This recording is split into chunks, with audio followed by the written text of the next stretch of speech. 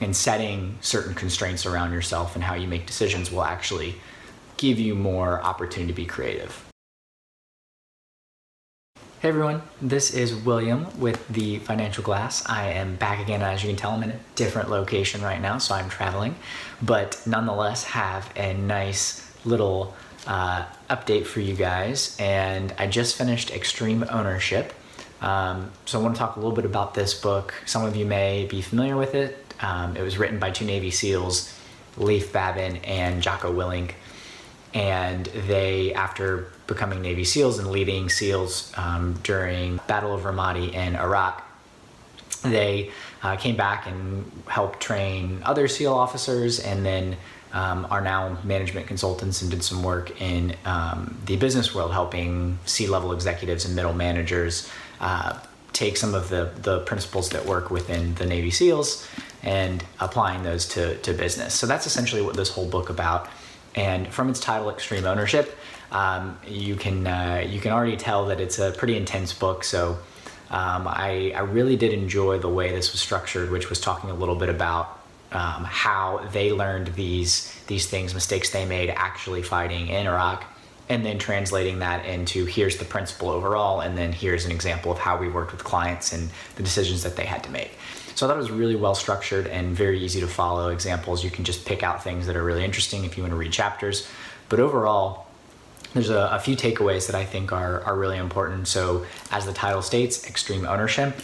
First and foremost, the idea is that no matter what happens, you as the leader, the responsibility falls on you. And even if you are not the leader, maybe you're a middle manager, maybe you're a frontline employee, it doesn't matter. Adopting this principle of extreme ownership where you actually, hey, it's my fault. What could I have done differently? Even if it was someone else's decision or a mistake that they made. So they give examples of in the battlefield how there was friendly fire that took place. Friendly fire means weapon fire coming from one's own side, especially fire that causes accidental injury or death to one's own forces. And under Jocko Willink, and well, obviously he wasn't the one that pulled the trigger or did anything like that. At the end of the day, they were still firing at each other, and he took responsibility for that, despite the fact that there were numerous people and there was no one person necessarily to blame except for him as the commander. Built a lot of credibility with his troops, as well as the fact that it made it where he could then go out and actually change and make a difference. If he just pointed all these other problems, then they never would have actually really been able to figure out what the problem is. So the first and foremost is whatever is going on in your life, business, whatever it is, you are the one that's responsible. Take extreme ownership of that and figure out ways to solve it or how you can mitigate risks. So that's the first and foremost and probably the most important overarching theme.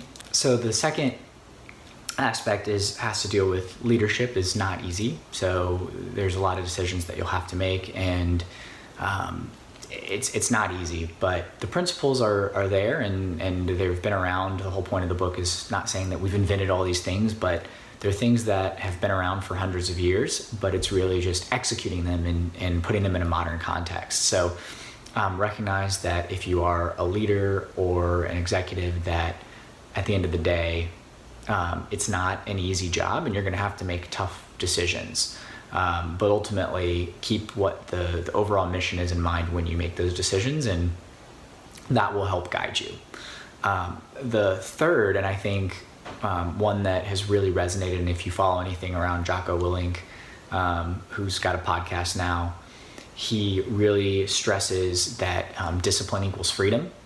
So it's this concept that if you are disciplined and regiment in what you do and tasks, you will actually create freedom. So if you wake up early and make time for yourself for the things that are important, you're actually giving yourself more freedom than if you just, woke up late, slept in, and then had to rush directly to work and then to the next thing and the next thing. You're actually not free. You're kind of tied to that aspect. So if you can actually discipline yourself, and that's just one example. He's famous for waking up at 4:30 in the morning every day, even though he's not actively in the military anymore, as a way to gain control, and he goes and is big into working out. But it applies in other places too, and if you think about it, really in any profession, it's really just taking the fundamentals, the basics, doing them really, really well. And if you can continue to execute those basics, then you can go do more creative things, right? So I'll use, sports as an example. If you understand the fundamentals of soccer and you can do the basic passing and moving and shooting and do basic moves, then you'll be able to do more creative things down the line. But you have to be able to master those fundamentals. And so that's essentially what discipline equals freedom really translates to, is taking that time to really focus on the little things, and setting certain constraints around yourself and how you make decisions will actually give you more opportunity to be creative. Now, there is a way that you can obviously go too far, but typically for most of us, it's not setting in certain parameters. So really, really good book overall, and I think the stories really speak for themselves.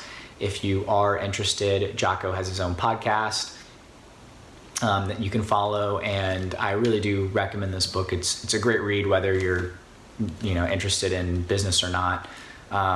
It's just really helpful kind of life skills that I would say that anyone can implement, regardless of what your role is or what you're doing. So that's the latest update. This is William Glass from Financial Glass, and appreciate your time, and get out there. Remember, own your own destiny, extreme ownership, and discipline equals freedom.